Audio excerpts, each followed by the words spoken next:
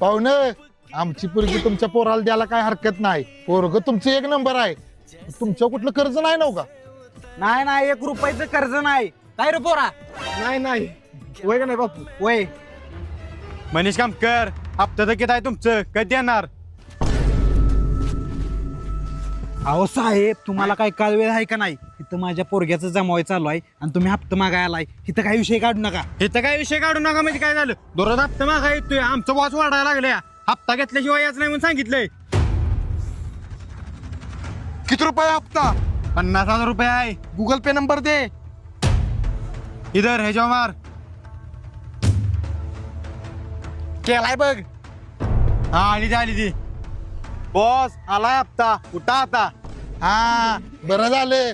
त्याच्यामुळे संस्था बंद पडणार होती. चेअरमन उठा आता, आपला हप्ता मिळालाय. त्यामुळे लय खस्ता खाल्ली त्या.